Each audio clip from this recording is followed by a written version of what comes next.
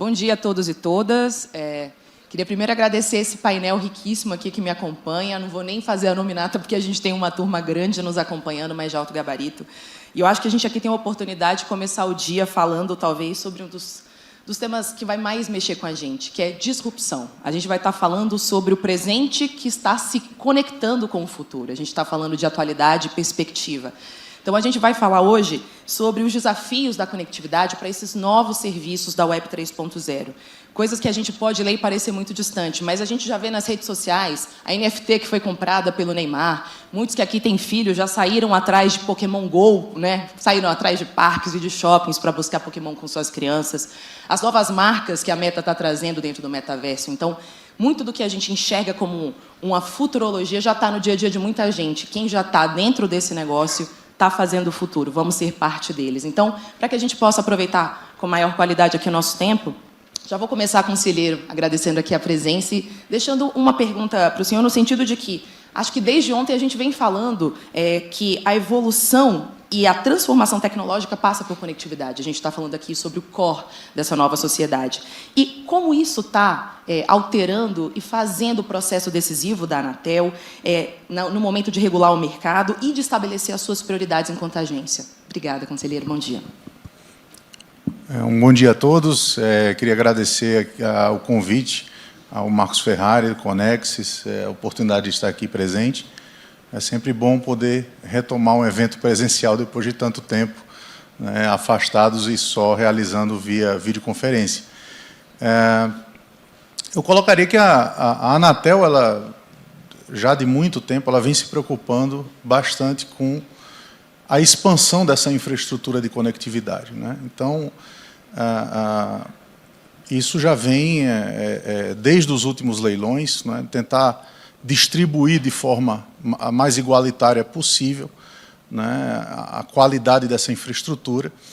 E outros instrumentos vinham sendo adotados, por exemplo, a obrigação de fazer, né, a gente trabalhou bastante para que isso fosse possível. A gente saiu um pouco desse viés meramente arrecadatório, que não trazia, de fato, os resultados que se esperavam deles.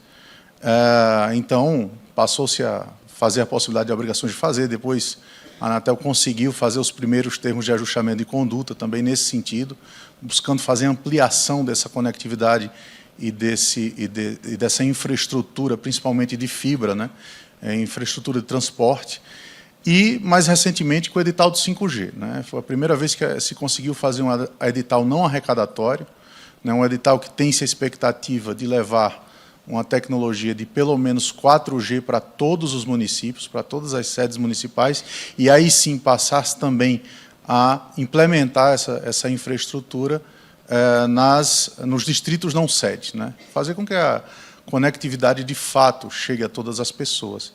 E, sem dúvida nenhuma, é natural, né? Nós tivemos o Web 1.0, 2.0, agora 3.0, e cada vez mais se exige dessa infraestrutura, né? Exige-se mais capacidade, mais interiorização, mais investimentos.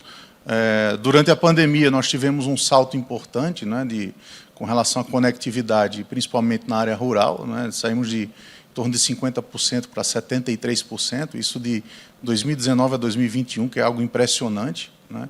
Isso se deve muito também a esse desenvolvimento que ocorreu dos provedores regionais, né, que passaram a levar essa conectividade, que é fundamental, ainda mais para um país de dimensões continentais, e acreditamos que toda vez que nós temos essas revoluções, elas vêm acompanhadas, e não vou dizer que uma coisa depende da outra, mas que caminham juntas, né, dessa revolução do próprio conteúdo, da forma como o usuário interage com a internet. Então, esse tem sido o trabalho da Anatel, eu diria, de uma gestão, digamos, um tanto conservadora, até porque eu não posso falar em outros desafios mais modernos se eu não atinjo essas metas de universalização, e aí universalização, de fato, da banda larga de excelente qualidade, né? Já passamos pela universalização da telefonia, hoje todos sabem, está em franco declínio, mas da telefonia fixa, mas a banda larga, de fato, é a grande necessidade, a grande demanda que tem o usuário de serviços de telecomunicação. E colocando o usuário como centro de toda e qualquer política, de todo e qualquer serviço público que é prestado, sem dúvida nenhuma, a Anatel vai sempre buscar atender essa demanda. E, a partir daí, claro, após, né, conseguirmos superar esses desafios, né, que acredito que, num relativamente curto espaço de tempo, né, com a implementação daquelas obrigações do edital, aí sim, eu acho que já podemos, vencida essa etapa, já pensar em outros horizontes, vamos dizer assim. Obrigada, conselheiro. Seguida, vamos conversar, Gontijo, com você, e vou fazer uma pergunta direta e reta, a gente vai falar de política pública. Então, primeiro, secretário, você acha que a gente já está maduro, né? A gente está preparado para receber a Web 3.0 do ponto de vista de inovação? E já vou emendar com outra pergunta também. Quais tipos de políticas públicas o senhor acredita que vão ser importantes e devem ser priorizadas nesse contexto? Bom dia a todos. Obrigado pelo convite para participar do painel, Emanuel, demais colegas aqui da mesa das cadeiras, né? Eu acho que a gente tem alguns desafios. O ecossistema de inovação ele está preparado? Tá. Mas, na minha visão, as aplicações que vêm sendo colocadas, elas ainda são muito incipientes do potencial que as redes podem proporcionar. Eu vou dar um exemplo. Você me permite fazer um... Vou pedir para todo mundo ficar de pé. Vocês podem ficar de pé? Todo mundo. Todo mundo fica de pé. Demorou uns 5 segundos. Vocês acham que nessa velocidade, eu estando presente aqui, se a gente for botar aquelas aplicações de realidade misturada, vai funcionar? Não. Não podem sentar. Mais do que isso, eu identifiquei, olhando daqui, eu, humano, quem levantou primeiro, quem olhou para o lado e ficou meio envergonhado para levantar, e quem não queria levantar, mas levantar porque os outros levantaram. Agora, muda isso para o metaverso. Coloca inteligência artificial. Quais aplicações podem ser inseridas nesse mundo para melhorar essa relação no mundo virtual? No mundo físico, você já viu o quanto é complexo. No mundo virtual, será muito mais. E a gente precisa das redes funcionando em altíssima velocidade. Hoje a gente fala em banda largas, aí, pensando no 5G, aí, algumas centenas de megabits, mas há uns 10, 15 anos atrás, 1 megabit era uma excelente banda larga. Será que quando as redes 5G de fato estiverem no Brasil inteiro, esses 100 megas vão ser suficientes para transportar 8K, realidade misturada e tudo mais? Acho que o grande desafio é esse, né? O governo ele tem essa... Isso é natural no mundo inteiro, né? A velocidade de regulação e de criar políticas públicas é muito mais lenta do que o desenvolvimento da tecnologia. Mas, ao mesmo tempo, as ideias inovadoras elas só podem surgir quando você tiver uma infraestrutura para, de fato, testar as tecnologias. Hoje a gente está muito fazendo gradualmente o que pode ser feito, mas certamente fazer uma consulta, uma telemedicina, hoje você já faz com 4G. Óbvio que se você tiver um holograma, você vê o médico, você vai se sentir mais aconchegado pelo médico, mas o que pode ser feito além disso? Né? Exames reais à distância? Acho que mais ou menos por aí. Obrigada, Gontijo.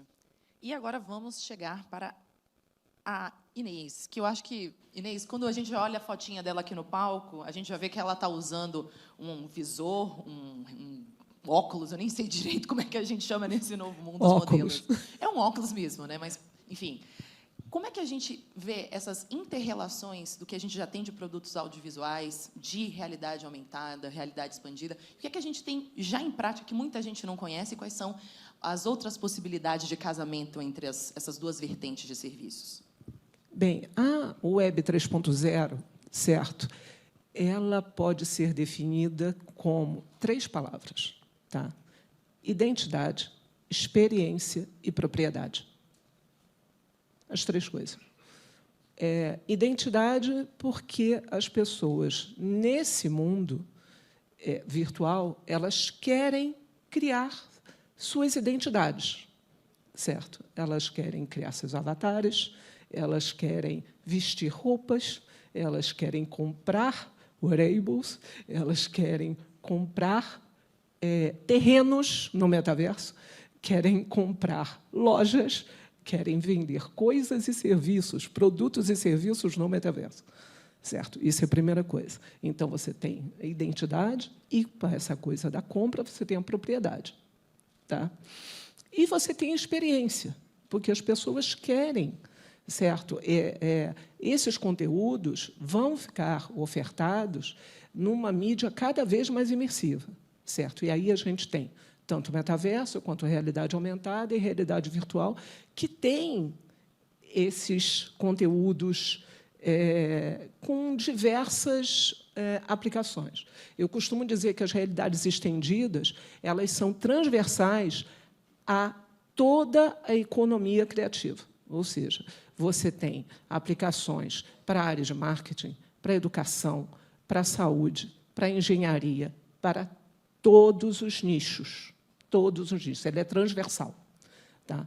Ou seja, você pode fazer tanto na área de engenharia, pode fazer treinamentos sofisticados que seriam perigosos para serem executados na vida real, certo? Podem fazer em realidade virtual, certo? Você pode fazer inspeções à distância, inspeções de fábrica à distância, certo? Você pode ter experiências de realidade aumentada para a questão de marketing, de compras. Na área audiovisual, nós já temos muita coisa aqui no Brasil, tá, sendo feita. Nós ganhamos o Emmy de realidade virtual em 2021, certo? A Árvore ganhou com o The Line, ganhou tanto o prêmio no Festival de Veneza quanto o Emmy. Tá?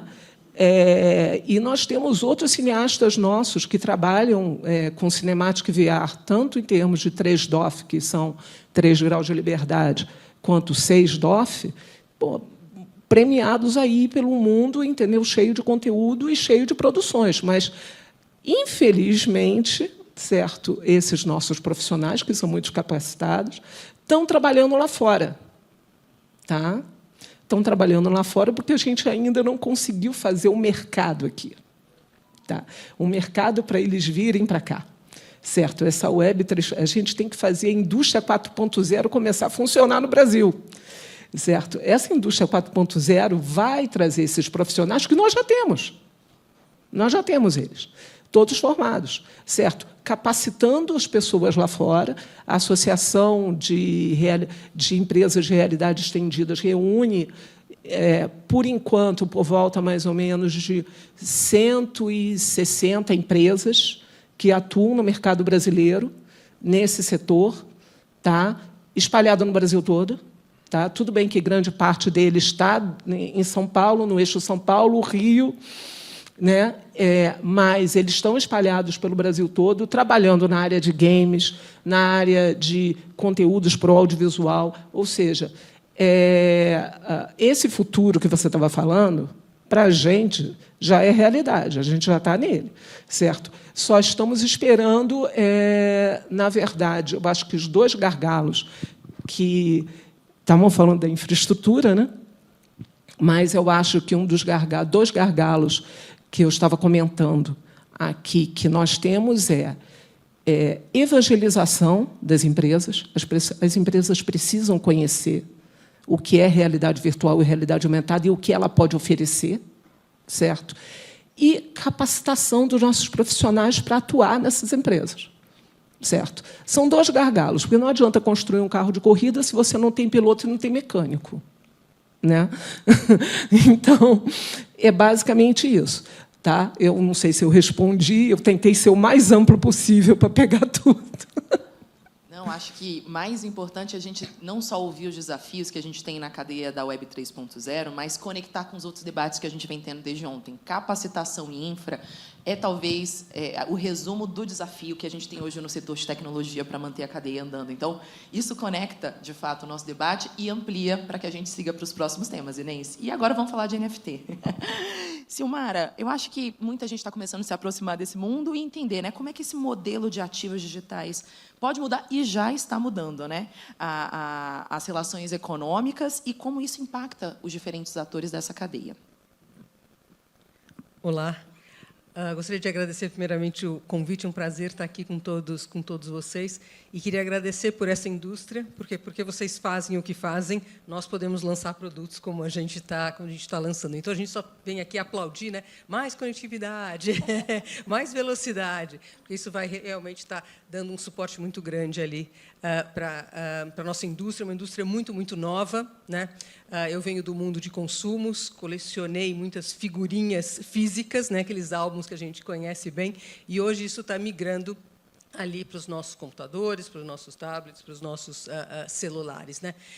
Então, gerações que queriam coisas físicas, hoje querem coisas digitais. E quando a gente fala do modelo econômico, né, nós estamos dando outra vez, está voltando ali o controle para quem detém os direitos das imagens, né, esses talentos. Nós trabalhamos sempre no mundo físico, tem muitos intermediários. Hoje, quando a gente fala, né, de bens digitais, a gente está eliminando muitos desses intermediários. Aí eu acho que isso é uma coisa muito importante. É bastante disruptivo, é ainda uma indústria muito nova.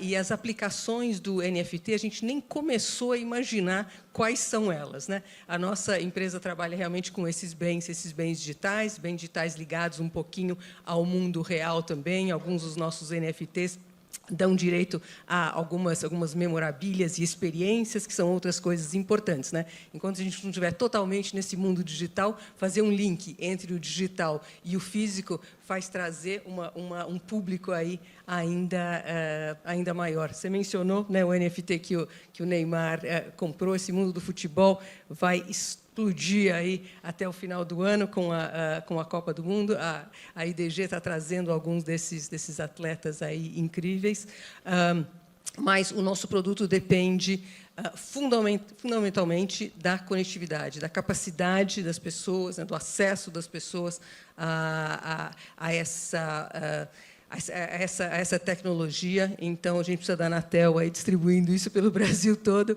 para a IDG NFT ter sucesso. Perfeito, Silmar. Eu acho que a gente vai conectando exatamente futuro e presente, né, nesse momento atual, e eu acho que a gente conversar com o Lester agora talvez seja esse gatekeeper, né, da abertura do 100% virtual, que foi aqui provocado pela Silmara. Lester, como é que você enxerga os desafios, né, para o Brasil, que o Brasil ainda precisa enfrentar para chegar ao metaverso idealizado pela Meta? Perdão.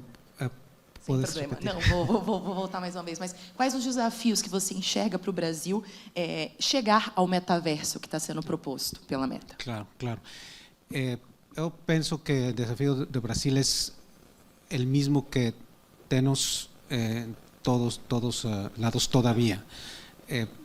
Primero, tenemos que definir cuáles son las condiciones técnicas de conectividad. Latencias, capacidad, necesidad de más infraestructura, más redes. Y esto es algo que todavía no está contestado. No tenemos hoy día una respuesta para esa pregunta, porque esto es muy nuevo. La cantidad de información que el metaverso va a transmitir, la cantidad de datos, la capacidad gráfica, es tan grande que todavía no sabemos exactamente qué necesitamos. Hay tiempo y ya estamos discutiendo ello. Creo que ese es un primer desafío para todos. Un segundo desafío importante, que ya no lo es para Brasil, es tener las condiciones de espectro, las decisiones de espectro radioeléctrico. Eso Brasil se ha adelantado a todos y es una primera condición, un primer ladrillo que ha construido en estos cimientos del metaverso.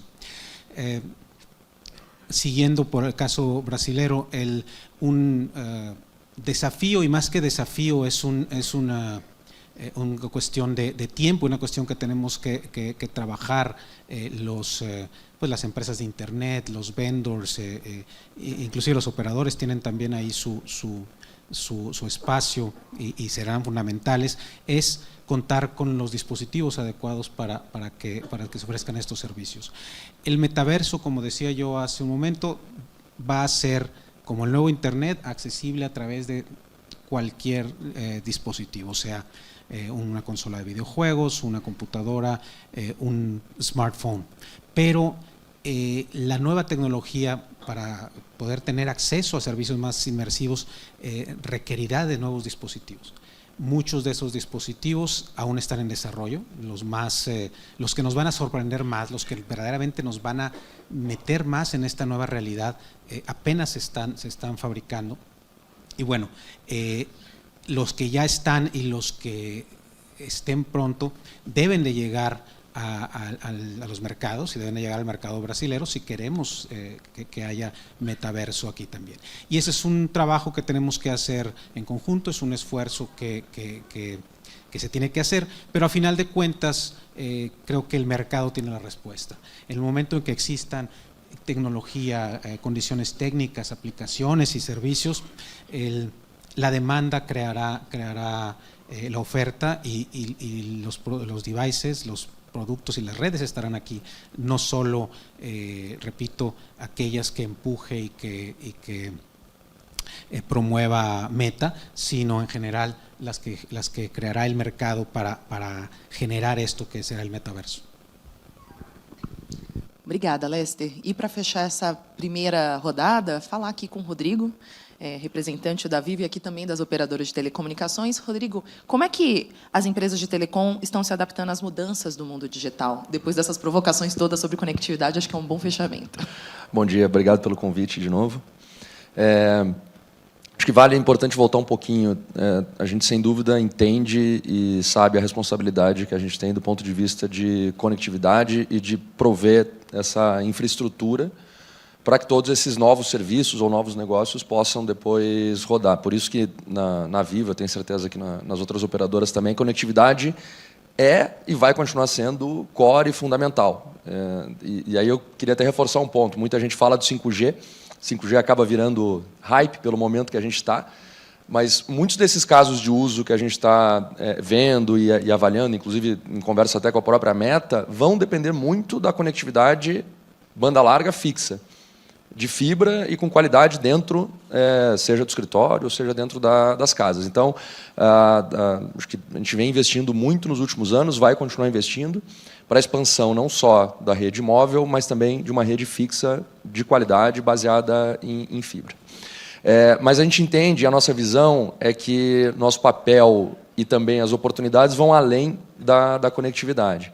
Por isso, nos últimos anos, a Vivo vem trabalhando forte tanto na construção de uma camada de dados e na infraestrutura de dados necessárias para que a gente possa aproveitar, prestar serviços melhores, criar novos serviços a partir dessa infraestrutura para os clientes, criação ou evolução dos nossos canais digitais. Isso é uma coisa que a gente aprendeu muito nos últimos anos. A Vivo tem 1.700 lojas, pontos físicos, tem uma rede muito grande de parceiros, um monte de gente trabalhando em canais físicos, mas a gente tem que ter canais digitais e uma jornada digital também muito boa e muito próxima do cliente para que a gente possa não só prestar os nossos serviços core com qualidade, mas também novos serviços como esses que nós estamos começando a ver e começando a discutir aqui. E a partir dessas camadas de infraestrutura de conectividade, infraestrutura de dados e canais digitais, a gente está construindo um ecossistema de negócios, todos ou digitais, ou com uma parte muito importante no digital, que vão além do core. Então, vão chegar em saúde, serviços financeiros, educação. Alguns anúncios, inclusive, a gente já fez até recentemente, uma JV com a Anima, que é um dos maiores grupos de educação do Brasil, para uma plataforma de educação voltada para a empregabilidade, serviços financeiros que se apoiem nisso, e, nesse momento, a gente está, inclusive, discutindo oportunidades justamente nessas novas áreas. A gente entende que, a partir da criação desse hub, desse ecossistema de negócios, vai nos abrir a possibilidade também de entrar em novas áreas que vão relacionar com metaverso, vão se relacionar com cripto, vão se relacionar com outras áreas. E a forma como a gente está fazendo isso é tanto criando relações e parcerias que são fundamentais para isso acontecer. Acho que Meta é um exemplo, mas a gente tem muitos outros parceiros que, inclusive, estão aqui hoje participando do evento, com quem a gente desenvolve negócios ou está desenvolvendo negócios, mas também internamente. E aí, acho que volto no ponto da Inês, que é super importante. nada disso, dessa visão que a gente tem, o que a gente acredita que vai conseguir alcançar, vai passar sem que as pessoas estejam preparadas. E, além da capacitação técnica, tem uma mudança de mentalidade muito grande que a gente precisa fazer e vem fazendo na Vivo, eu sei que muitas outras empresas vêm fazendo, para que esse movimento seja até mais orgânico, né? A gente entende que não é uma área dentro da Vivo ou dentro de alguma empresa que vai fazer com que a gente passe a oferecer soluções no metaverso, que a gente passe a oferecer. Então, isso para a gente está sendo fundamental, ou seja, a mudança da cultura, da mentalidade de toda a operadora para um mundo mais digital, para que tenha uma mentalidade de inovação, né? Não é que todo mundo vai virar professor Pardal, mas as pessoas têm que estar abertas à mudança, têm que ser curiosas, têm que buscar o novo, buscar parcerias fora da organização, a gente não vai fazer tudo sozinho. Então, isso é uma mudança muito importante que a gente vem fazendo. Então, acho que é uma jornada, né? Indo para a tua pergunta, passa desde, óbvio, o nosso papel fundamental na conectividade, mas ele vai todo o caminho até mesmo uma mudança interna de mentalidade da empresa para poder capturar o máximo de valor desse mercado. Obrigada, Rodrigo. Acho que a gente teve uma primeira rodada interessante, a gente tem mais meia hora para fechar um ciclo de perguntas, e eu acho que a deixa do Rodrigo, conselheiro, volta para a gente falar, né? Como colocado aqui pelo Rodrigo, não apenas o 5G, mas os outros modelos de conectividade, né? Banda larga fixa por meio do Wi-Fi, as outras conectividades já disponíveis. Como é que a Anatel acredita que elas podem contribuir para o desenvolvimento tanto da Web 3.0 quanto para outros serviços? Como é que hoje o senhor e a agência enxergam isso? Quando eu falei aqui sobre essa ampliação de infraestrutura, de conectividade, eu falo da forma mais ampla. Sempre que a gente fala disso, a gente pensa em fibra, né? De fato, porque, digamos, é o meio ótimo que temos hoje para a transmissão de dados. Mas, sem dúvida nenhuma, outras tecnologias elas surgem, por exemplo, mais recentemente, os satélites de baixa órbita, né, que podem ter um grande papel, né, na expansão dessa conectividade. Assim, se nós pensarmos a Anatel tendo como missão institucional o desenvolvimento do setor de telecomunicações de uma forma geral, nós temos que pensar em todas essas possibilidades, em todas essas tecnologias. Essa atuação, né, na medida em que se atinge esse objetivo primário, né, eu posso dizer que mesmo hoje, né, antes do cumprimento das metas do edital do 5G, ele está bem endereçado, né, já que nós temos a grande maioria da população, não digo da área, né, geográfica, mas da população brasileira já com acesso à internet banda larga de qualidade. Essa missão está muito próxima já de se considerar cumprida, né? E, de fato, nós temos que pensar assim, do ponto de vista da Anatel, né, nós temos muitas variáveis, vamos dizer assim. Se nós considerarmos, nós regulamos, no aspecto econômico, por exemplo, competição, né? Então, aí competição também tem o CAD, né? Você tem uma regulação conjunta, né? Quando vai se falar de consumidor, aí nós temos o Ministério da Justiça com a Senacom e a Anatel também, né? Já a proteção de dados, né, que eu acho que hoje passou a ser, e é bom que passe a ser, né, uma grande preocupação dos usuários, foi criada a Agência Nacional de Proteção de Dados, que tem também a participação de diversos outros órgãos aí do governo com essa preocupação. Então, nós temos vamos dizer assim, essa regulação, colocando do ponto de vista amplo, não de regulação de agência reguladora, mas essa regulação, esses órgãos de controle que se tornam, e essa atuação se torna cada vez mais complexa.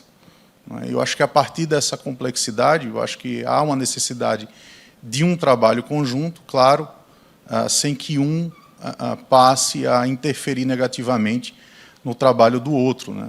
A Anatel já vem buscando essa união de esforços nesse sentido, né?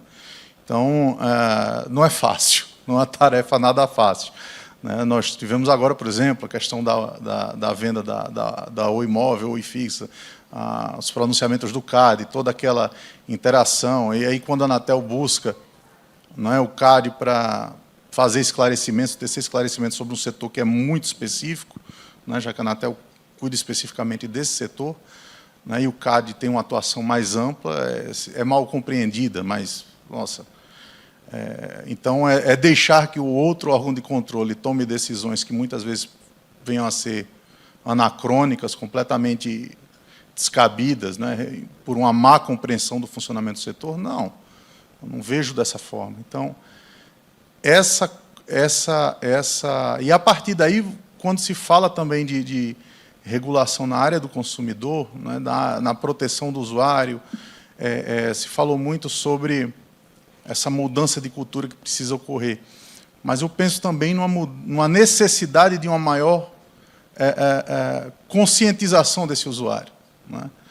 Isso é um aspecto que me preocupa muito, porque na Web 2.0, né, onde nós estamos hoje, quantos anos se demorou, por exemplo, para se perceber, para o consumidor perceber, né, que muitas vezes o acesso a produtos, né, web gratuitos representava abrir mão de uma parcela significativa da sua privacidade, por exemplo, né? Quanto tempo demorou para que se percebesse isso, para que isso ficasse claro, né? No início foi feito de uma forma muito, vou usar aqui uma palavra forte, mas eu acho que é adequada, de uma forma perversa, né? O usuário, não é razoável que se coloque termos de uso, 30 páginas de termos de uso, e que lá no meio está escrito que ele abre mão da privacidade dele e que os dados de navegação, absolutamente tudo passa a ser compartilhado com aquela empresa. Ele concorda por uma praxe, isso já vinha até de uma prática anterior à internet, quando se instalava aplicativos, você sempre tinha um termo de uso no início, dava OK, instalava, isso passou a ser uma prática corriqueira. Então, me preocupa o que vai ser na Web 3.0, até que ponto o usuário está preparado para isso, até que ponto ele compreende que isso está ficando cada vez mais claro, mas eu acho que há necessidade dessa ampliação, de que a internet, a web, seja ela 2.0 ou 3.0, ela não é uma selva, né? Não é um ambiente em que eu posso fazer tudo o que eu não posso fazer no mundo real, né? Colocando dessa forma. Tanto isso é verdade, né? E precisa-se ficar muito atento a isso, que nós tivemos uma apreensão significativa de equipamentos pela Polícia Federal recentemente, que foi verificada e localizada através de vendas realizadas no metaverso. Vendas de equipamentos piratas, quer dizer. Então, é algo que nós estamos colocando aqui, falando como algo que está acontecendo, iniciando, mas que já existe esse tipo de corrupção, vamos dizer assim, do que se pretende com a Web 3.0 e com o próprio metaverso, né? Há sempre aquele que tenta corromper, nesse sentido de corromper as reais intenções, né? Então, eu imagino que à medida em que a tecnologia avança, que se garante essa conectividade, também aumenta essa responsabilidade de órgãos e talvez do próprio Estado, né, de buscar essa proteção maior do usuário, essa conscientização, eu não gosto de falar de regulação, né? Eu sei que as big techs não gostam quando se fala de regulação, né, desses serviços, mas eu vejo essa necessidade até para que essa regulação seja a mais leve possível, né? A mais leve possível, para que ela tenha a possibilidade de ser alterada na velocidade em que esses serviços evoluem, né? Essa questão é sempre muito crítica, né? Porque, por exemplo, a Lei Geral de Telecomunicações, até pelos motivos principais, quando ela foi criada, ela já está chegando num limite ali quanto à sua obsolescência, né? Então, acho que muita coisa precisa ser revista e pensada também nesse sentido do que vem a ser a Web 3.0 e o impacto que ele vai ter no usuário. Obrigada, conselheiro. Eu vou ouvir o Gontijo para a gente fechar essa rodada do governo e depois a gente estender também o ponto de vista aqui do setor privado. Então, Gontijo, acho que até casando um pouco com a fala agora, as ponderações e as preocupações também trazidas aqui pelo conselheiro Emanuel, como é que a gente assegura que o Brasil seja um ambiente saudável ao desenvolvimento do novo mercado, aos investimentos dessas novas tecnologias digitais, considerando também essas perspectivas trazidas pelo conselheiro? Eu tenho uma visão muito clara de que, quando a gente discute o metaverso, o uso da internet, né, aí pensando, já falando como coordenador do Comitê Gestor da Internet no Brasil, a internet é livre. Ela não pode ser fragmentada. A internet é uma rede de redes. E o metaverso é isso. Vai ser um grande metaverso, vai ser um metaverso de metaversos, digamos assim. E não é porque a pessoa, na internet hoje, esquece a 3.0, está conversando lá, que ela está alheia ao Estado Democrático de Direito. Qualquer um pode processar pelo que você fala, ou que você escreve, ou que você vende pela internet um equipamento fraudado, como era quando não tinha internet. Tinha aqui a Feirinha do Paraguai, que vendia uns celulares aqui contrabandeados, e ficava aqui o pessoal aqui do Telebrasil louco para a gente ir lá e pegar. E no 3.0, no metaverso, minha visão é a mesma. Eu acho que precisa de mais regulação. Eu acho que a gente tem que separar as questões. O usuário dentro do metaverso, ele já está sujeito à legislação vigente. Acho que se ele cometer um crime lá no metaverso, ele já pode ser processado e tudo mais. Agora, o que precisa ser feito é dar as condições de um metaverso ser igual ao mundo real. Então, se você usa inteligência artificial para tolir comportamentos na internet, ainda que ele seja agressivo, ele tem que ter o direito de fazer aquilo, mas ele também será processado por aquilo que ele fizer. Né? Essa questão de vender e saber qual o produto que a pessoa está olhando por usar uma plataforma, eu tenho uma visão um pouco diferente. No supermercado, antigamente, ficava aquele pessoal lá do supermercado observando quem ficava olhando que produto na gôndola e anotando. Aquele produto ali está todo mundo olhando. E aí, baseado nisso, o supermercado organizava e fazia seu business. No mundo virtual está acontecendo a mesma coisa, só que de uma maneira muito mais séria por causa da inteligência artificial. Então, assim, eu acho que o que o governo, o Brasil, pode fazer e está preparado temos a consciência que o mundo virtual é igual ao mundo real, o Estado Democrático de Direito vale lá também, e criar condições para que as plataformas provenham esse ambiente que permita essa igualdade entre esses dois mundos. Não dá para a gente restringir o ambiente virtual, que ao fazer isso vai parecer um Minority Report. Não, vou evitar ele fazer isso porque ele pode fazer um crime lá no futuro. Não, o ambiente é livre, todo mundo tem o direito de fazer o que quiser na rede. Do mesmo modo que eu posso sair daqui, tirar minha roupa e sair correndo para lá. Obviamente vai ser um caos e alguém pode processar, atentado ao pudor e tudo mais. Mas o ambiente virtual é a mesma coisa. A gente tem que ter essa consciência. Obrigado.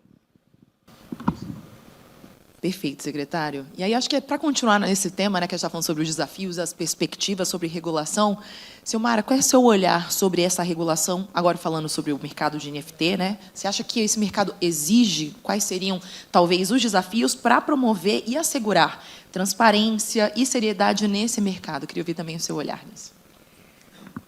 Antes de responder diretamente essa pergunta, quero falar um pouquinho sobre blockchain, que, na minha opinião, é o grande transformador aqui da nossa geração. Quando a gente fala de blockchain, a gente fala de transparência.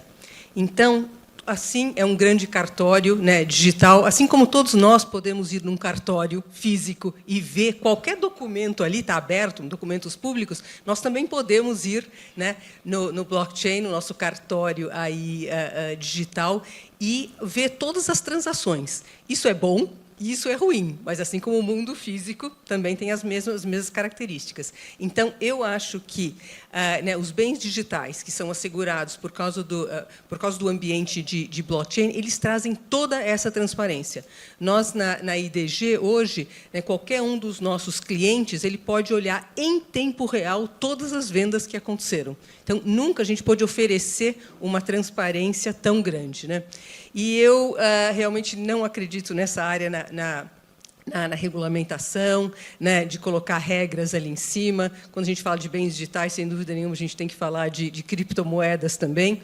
ela veio para romper com todo o sistema bancário, né, do mundo. Os bens digitais, os NFTs, também seguem aí essa mesma linha. Eu acho que as mesmas regras que valem, né, como o José levantou muito bem, as mesmas regras, as leis que servem no mundo físico vão servir no mundo digital, mas eu acho que a regulamentação nessa área não é algo produtivo, é algo que não vai deixar a indústria crescer, né, como ela deve crescer. Há riscos, sempre há riscos. Há riscos no mundo físico, há riscos no mundo digital. Também precisa saber com que empresas vocês né, trabalham e investem. Né, a gente ouve na notícia, sumiu o meu NFT, né? De que empresa você comprou esse NFT? Então, são coisas importantes. Assim como no mundo físico você vai comprar de fontes que você confia, no mundo digital isso vai acontecer também. Obrigada, Silmara. Acho que uma outra preocupação, né, quando se discute esses novos negócios, ainda mais na Web 3.0, uma delas foi trazida aqui por você, a questão de transparência, segurança e também proteção ao consumidor e ao usuário. Mas agora, Inês, eu vou jogar para você a outra pergunta, de acesso, né, de entrada para a população. Porque a gente ainda vê, muitas vezes, uma percepção ou uma preocupação de que, às vezes, a população vai ter dificuldade por os gadgets serem um pouco mais caros, né? Então, assim, como fazer com que essa experiência e esse mercado entre também para mercados mais amplos, né? Para toda a população que possa ter acesso a essa realidade imersiva? A questão tanto do metaverso, o metaverso eu não vejo assim muito problema na questão do acesso, certo? Você pode acessar via headset, você pode acessar via computador, você pode acessar via celular, não há problema nenhum. A única diferença que você vai ter vai ser na qualidade da imersão, o quão imerso você vai estar naquele metaverso, certo? Não tem, vamos dizer, ele vai ter dificuldade. Eu acho que a maior questão aí, e aí volto para a questão que estava falando da segurança, eu acho que a questão da segurança também passa pelo conhecimento. Entendeu? No momento que você conhece o ambiente que você está, entendeu? E como você vai usar, certo? E quais são as maneiras seguras de usar, certo? Porque negociar, vamos dizer, produtos que não têm certificação por moeda digital, certo? É simples, né? O pessoal faz pelo WhatsApp, não precisa entrar no metaverso para isso, tá? É só ter conta de Bitcoin e estão fazendo o negócio, tá? Agora, concordo, eu acho que vale a pena destacar o que a Silmara... Eu acho que a grande diferença desse metaverso, tá, agora, é a regulação. Tá? A regulação em termos de propriedade. O blockchain oferece isso. Ou seja, é um cartório digital. Eu tenho uma série de moedas dentro da minha plataforma digital que eu comprei, certo? E algumas dessas moedas que trabalham com smart contract, tá? Ou seja, esse contrato tem validade internacional. Eu acho que a grande vantagem é essa, tá?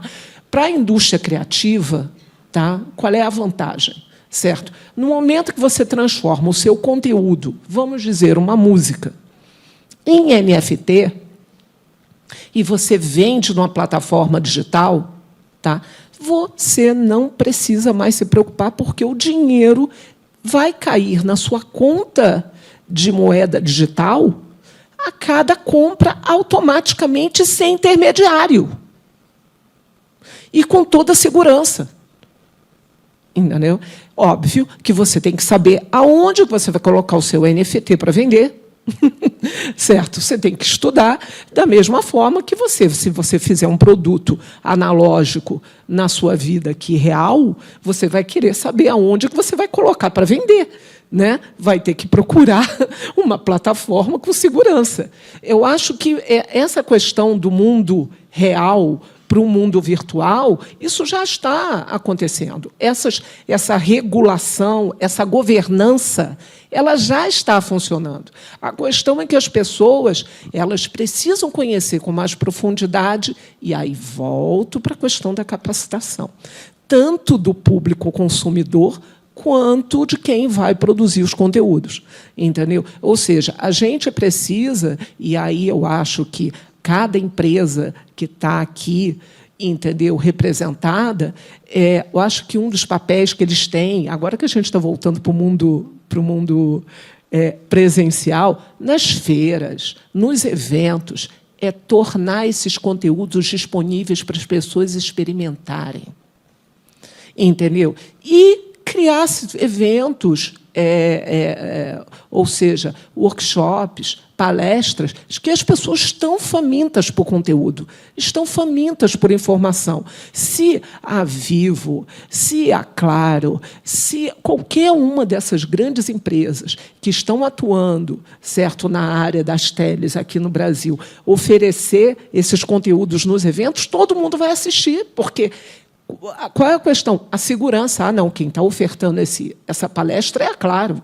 Quem está ofertando essa palestra é a Vivo. E aí, eu acho que você vai criar tanto, vai começar esse movimento, entendeu?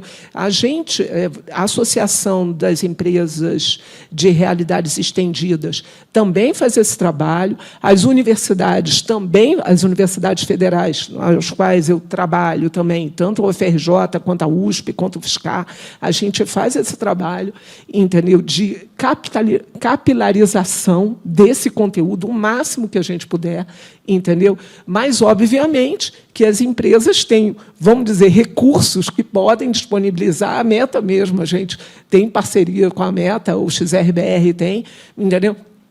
Justamente para isso. Eu acho que é um movimento que a gente tem que fazer de ampliar o conhecimento, porque essas ferramentas de governança já existem. Certo? Só isso.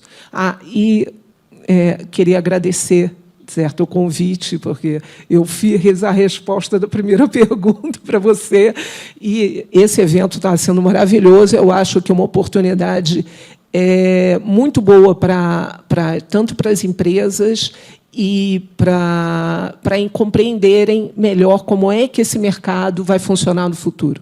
Tá? A gente agradece, Inês, aqui a sua participação. E você deixou um gancho, Lester, para eu fazer uma próxima pergunta. Acho que agora, passando um pouquinho do tema de regulação, é entender a compreensão realmente do que está por vir com o metaverso, né? Então, muitos, e até trouxe uma provocação no início, conhecem os jogos, conhecem a área de moda, conhecem os novos tokens econômicos, mas eu queria ouvir quais outros setores podem ser impactados pelo metaverso, Lester? Gracias. Eu penso que tem muito que ver com o que hemos hablado, así como podríamos decir en el tema de algunas cosas que destacaban, la realidad virtual copia lo que sucede en la realidad, si me permiten el término. Igualmente en el tema de negocios y de desarrollo y de alcance social, creo que el metaverso va a ser una herramienta fundamental para todo ello. Ya lo es, ¿no? Hay, si mal no recuerdo, un curso completo de un MBA que se da en Stanford a través de realidad virtual. Hay capacitaciones, trainings que dan empresas hoy día, empresas de logística que les sale más eficiente, más barato entrenar a su gente con estas herramientas que llevarlos a un curso, separarlos del trabajo, etcétera. Hay aplicaciones de entrenamiento para médicos, o sea, de las escuelas de medicina. Y bueno, es lo que existe hoy. Aplicaciones hay muchas. Yo creo que a final de cuentas, y esto es algo para mí, desde mi punto de vista personal muy importante, la interacción humana es la misma desde que iniciamos como sociedad, hayan sido los primeros lenguajes, las señales de humo, hasta ahora llegar al metaverso. Los problemas son los mismos también, pero la necesidad es la misma, estar comunicados, estar más cerca, ser más eficientes en nuestra comunicación y ser más rápidos y más efectivos en negocios. Y como lo fue la telefonía, como lo es el Internet y como lo será el metaverso, es un medio para acercar diversas aplicaciones y diversas pues servicios que lo que hacen es propiamente servir a los individuos. Entonces yo creo que las aplicaciones, cualquier campo de interacción humana, de interacción social, se puede eficientizar a través del metaverso y a través de estas tecnologías. Nuevamente, lo decía yo al principio, la diferencia del metaverso con el Internet 2.0 es el nivel de inmersión. No queremos ser todos parte de un videojuego o de esta película de Real Player One, no, sino entender que eso nos va a traer beneficios, ¿no? Decía yo hace un momento, imaginemos una zona rural sin la atención de profesores o de ciertos niveles de capacitación necesarios para su economía propia, y sí, imaginemos que ya tenemos la conectividad que nos permita dar esos servicios. Será, por supuesto, una aplicación fundamental, es decir, esa inmersión, esa comunicación a un nivel mayor que la que tenemos hoy, permitirá que se haga mucho más eficiente la solución de las necesidades que tenga la gente. Entonces yo no quisiera referirme a algo solamente, creo que en términos generales toda interacción humana podrá ser más eficiente, más rápida, más barata y sobre todo en donde existen barreras de distancia, de idioma. Imaginemos que ahora tuvieran ustedes en este momento unos lentes de realidad aumentada y estuvieran viendo subtítulos en portugués de todo lo que yo estoy diciendo, ¿no? Esas son aplicaciones que técnicamente ya se pueden hacer y eventualmente estarán en el mercado. Entonces, creo que la tecnología nos proveerá muchas oportunidades y la necesidad es el límite, ¿no? La demanda por necesidades que los individuos, que las sociedades podamos generar, creo que ese es el límite. Obrigada, Lester. E vamos fechar, Rodrigo, aqui com você essa última rodada de perguntas. Você comentou inicialmente na sua fala a questão das parcerias que já estão sendo desenvolvidas e a gente enxerga esse movimento crescente nas operadoras como um todo. O que está por trás, né, desse movimento de parcerias? Como isso se insere no desenvolvimento desses novos serviços? E o que a gente deve ver de transformações no mercado de telecomunicações com base nessas parcerias e nesse novo mercado? Parceria é um movimento que, como eu comentei antes, a gente precisa estar aberto ao mercado. Então, eu comentei algumas parcerias voltadas para desenvolvimento de novos negócios. O Grupo Telefônica tem uma parceria com a Meta, inclusive, para fazer investimento em desenvolvimento de soluções e de negócios no metaverso. E, honestamente, é a única forma da gente conseguir acompanhar e até avançar no desenvolvimento de qualquer tecnologia. Para a gente está muito claro que não tem como fazer isso sozinhos ou somente internamente. Dentro de um contexto, e não é à toa que o nosso propósito lá na Vivo é digitalizar para aproximar, porque a gente, de fato, entende que o nosso papel passa por isso. Ou seja, como é que a gente consegue trazer novas tecnologias, novos serviços para os nossos clientes, mas que mantenham essa relação humana entre eles, que é uma das, eu diria assim, talvez uma das preocupações que a gente tem, né? Não adianta a gente criar esse monte de tecnologia e as pessoas ficarem afastadas ou não cumprirem o seu propósito. Então, quando a gente fala em parceria, vai passar desde isso, parceria comercial, parceria para desenvolvimento de tecnologia e uma aproximação muito grande, por exemplo, com o ecossistema de inovação aberta.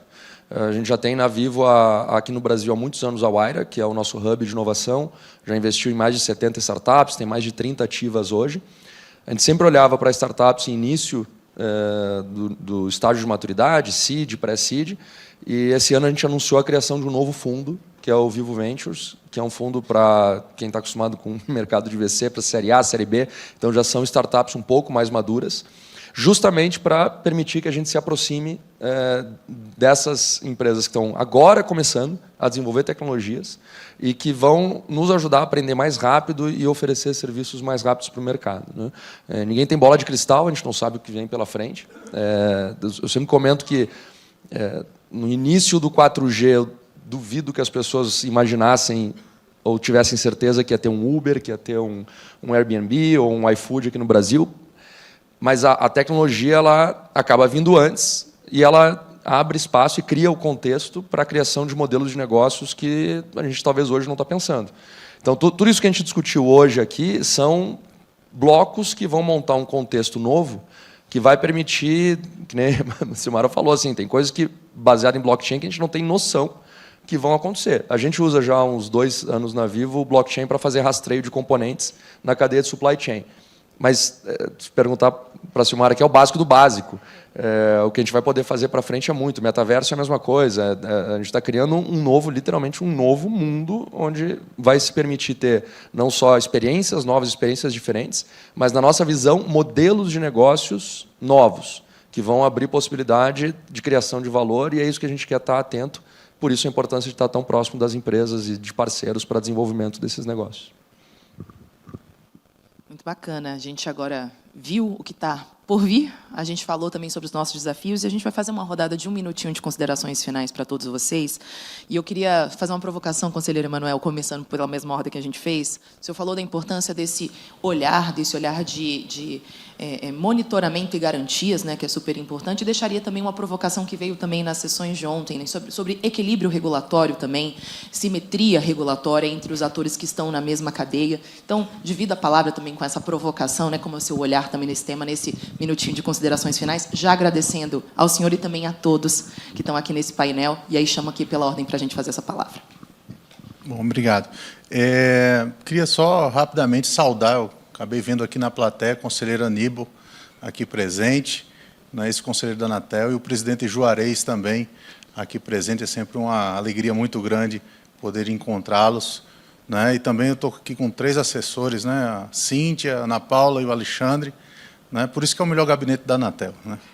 Então, assim, eu penso que esse é um dos problemas que nós estamos passando. Né. Até o Gontijo me fez aqui um contraponto, mas é porque cada vez mais, assim, à medida que o tempo está passando e a gente vai vivendo nesse mundo do regulatório, a gente vai percebendo que alguns dogmas eles precisam ser repensados. Eu diria até, não diria quebrados, porque não chega a tanto, mas muitas vezes flexibilizados. Né? Então, muitas dos crimes contra a honra, por exemplo, eles têm sido praticados via internet, porque as pessoas não têm essa concepção de que existe Estado democrático de direito na internet. Tem a concepção de que a internet é livre, e é tão livre que eu posso fazer tudo sem consequências. E isso tem mudado, e eu digo mudado até numa velocidade bastante impressionante. Né? Inclusive, a Anatel recebeu há pouco tempo, por exemplo, ofícios do Supremo Tribunal Federal determinando o bloqueio de aplicativo, o bloqueio de sites, e a gente não tem uma plataforma para isso. Assim, nem queremos ter, mas veja bem, são dogmas que muitas vezes ficam aqui dentro da indústria, mas que não existem para quem está fora dela, né? Quem está fora do setor. Então, acho que é importante a gente ter a gente pensar um pouco nessa forma de flexibilizar essas concepções. Neutralidade de rede, tudo bem, é um princípio, é importante, etc., mas tivemos uma situação ali no início da pandemia, de aumento de tráfego, de risco de colapso das redes, né? E a Anatel, naquela situação, foi ver quem são os ofensores, quem está causando isso. São big techs não reguladas. O que é que a gente vai fazer? Vai deixar colapsar? Não é? Então, aí fez-se uma reunião, houve aquela reação, né? aquele primeiro momento de reatividade com relação à atuação da Anatel. Na verdade, era uma conversa para se tentar uma colaboração, né, para aquela situação. E, quando se percebeu que não ia haver colaboração, né, ali no limite, disse, então, o que vou ter que fazer, o que eu tenho obrigação institucional de fazer, que é, eventualmente, autorizar traffic shaping e fechar os olhos para a neutralidade de rede. E, a partir daí, se conseguiu fazer um diálogo sem a necessidade de medidas extremas, mas, de alguma forma, se precisou, num momento crítico, a flexibilização desses conceitos. Né? E era isso que eu queria dizer. Quando eu falo regulação, não falo da gente sair com a regulação agora, já para... Não. se o metaverso consegue se autorregular, perfeito, esse é o melhor dos mundos, né? Reduzir burocracia cartorária, nossa, no Brasil talvez seja o país com a maior cultura cartorária do mundo, né? É terrível você ter que ir num cartório para uma pessoa dizer que você é você. É uma coisa que só faz sentido aqui mesmo. Mas eu acho que essa flexibilização ela precisa existir. Então, você falou de, por exemplo, assimetria e serviços regulados e não regulados. E a gente tem essa assimetria, inclusive, pela prática de delitos. A gente tem, por exemplo, o SEAC minguando enquanto cresce a quantidade de set-top boxes que usam da pirataria para transmitir o mesmo conteúdo. E aí se diz, não, mas a Anatel não pode bloquear IP. Então, é mais um dogma. Eu acho que a gente está chegando num limite em que não dá mais para se admitir que um dogma inviabilize a atuação do Estado, inviabilize o combate a uma prática criminosa, né, de fato, e que está destruindo um serviço regulado. Então, eu acho que é preciso, quando eu falo em regular, em tentar pensar um pouco fora da caixa, em tentar ir além, é nesse sentido, de buscarmos extrapolar um pouco essa atuação mais tradicional, a exemplo do que foi feito recentemente com o telemarketing, né? Que até um dia desse se batia o bumbo dizendo que a Anatel não podia fazer nada porque o setor de telemarketing não é regulado. Bom, está aí a resposta. Conselheiro, obrigada. Secretário Gontijo, rapidamente. Não, eu acho que o metaverso em si ele tem um potencial enorme, né? E assim, nós, como bem disse o conselheiro Manuel, temos esse papel de estar vigilantes, né? É o equilíbrio difícil entre regulação e inovação. Aí eu trago o exemplo de uma ligação telefônica. Eu vou e ligo para o Levi está ali, e ameaço a vida dele pelo telefone. Você vai bloquear a Oi? Porque eu estou ameaçando ele? Mas se eu criar uma central clandestina para eu não ser grampeado pela Polícia Federal e começar a fazer delitos, o metaverso é uma rede de metaversos, né? E naquele espaço ali, a gente talvez teria, sim, que pensar em uma forma de quebrar dogmas, de certa forma. É isso, obrigado. Obrigada, secretário. Inês? Eu acho que o metaverso ele tem muitas possibilidades, mas ele tem muitos desafios também. Um deles é esse. E, respondendo essa questão que vocês estavam falando, eu acho que a questão do direito autoral é chave nisso, certo? Porque o direito autoral para a indústria criativa foi sempre uma coisa assim que ficava meio em alguns escritórios de advocacia ou algumas editoras, né, que ficavam responsáveis por isso. Virou uma questão que eu acho que é de governo, entendeu? Que é de governança, né? E eu acho que é um caminho. Tipo assim, olha, você está desrespeitando o direito autoral. Você está roubando o direito do autor, do criador daquele produto. Eu acho que é o caminho para as pessoas não... Porque a tua liberdade vai até onde você não entra na liberdade do outro. Até onde você não invade. Você tem o direito até aqui, né? Então, eu acho que esse é um caminho, é um ótimo caminho para se seguir. E as plataformas, a maioria delas, e isso dentro do XRBR a gente também tem, em relação às empresas, a gente tem uma governança interna, entendeu? Em termos, olha, que produto que você está vendendo, que produto que você está produzindo, o que você está fazendo, e a gente tem uma regra no estatuto.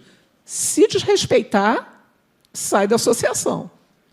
Entendeu? Se tem uma prática que não está dentro das regras, é simples. Então, a governança das empresas, das plataformas e esse olhar vigilante, talvez, do governo, entendeu? Em cima dessas situações que vão aparecer. Cada hora vai aparecer uma coisa diferente. Quando a tecnologia muda, traz desafios diferentes. Eu acho que a gente vai conseguir levar à frente, mas vai ser um olhar vigilante, com certeza. Muito obrigada, Inês. Silmar, uma palavra breve de encerramento? Gostaria de dar um desafio aqui para vocês, com toda a honestidade. Gostaria que levantassem a mão quem já adquiriu um NFT ou tem um NFT. Alguns, oba! Gostaria de colocar... O desafio é pegarem um NFT hoje. A IDG NFT está lançando os cards do Richarlison e tem NFT gratuito lá. Então, é só para fazer o exercício, para falar, eu tenho um ali. Gente, os bens digitais vieram para ficar. Né? Todo mundo aqui nessa sala tem que ter um, tem que saber esse processo, né? Porque isso vai fazer parte aí das nossas vidas. Se a gente perguntar para os garotos de 10 anos de idade, eles dão um banho na gente do que é isso e como utilizar isso, e nós não podemos ficar atrás. Muito obrigada, Silmari, com essa oferta aqui colocada nesse encerramento. Lester, uma palavra de despedida. Sí, primero que nada, muchas gracias nuevamente por la oportunidad. Yo solo quisiera cerrar con un poco continuación de lo que discutían sobre regulación. Yo creo que, repito, no hay, en el término explícitamente regulatorio no debe haber diferencia entre algunas cosas, por supuesto, relevantes del mundo real, el Internet de hoy y el metaverso. Creo que hemos aprendido mucho en estos años de Internet. Hay cosas que hoy son muy reguladas y son muy seguidas, y la empresa y muchas empresas, la industria hemos aprendido mucho, y hay cosas que atendemos, creo, y que muy bien, y que nos preocupan, y estamos trabajando en ellas. Creo que el enfoque que respeta el desarrollo de nuevos modelos de negocios, que respeta el desarrollo de esta nueva economía, es el modelo ex post. Si hay temas o implicaciones regulatorias que deben atenderse, hagámoslo, o que lo hagan los reguladores, pero creo que una visión ex post permite el propio desarrollo del mercado. Habrá temas que no deban ser ex post. Creo que nosotros hemos sido muy vocales en lo que llamamos smart regulation, que hay temas, límites, particularmente lo que se refiere a la vida dentro de las plataformas, que algunos reguladores específicos de privacidad o de otros temas deben fijar con antelación, pero para el desarrollo del mercado, en lo que se trata de regulación de mercado, creemos que un modelo ex post facilitará el desarrollo de esta industria y de este mercado. Obrigada, Lester. E, Rodrigo, sua palavra de encerramento. Novamente, obrigado pelo convite, foi ótimo painel, e acho que super rápido só reforçar na realidade que inovação é um dos temas prioritários para a Vivo nesse momento, assim como levar essas tecnologias novas ao maior número de pessoas e empresas para que elas possam atingir o máximo do potencial delas. Obrigado.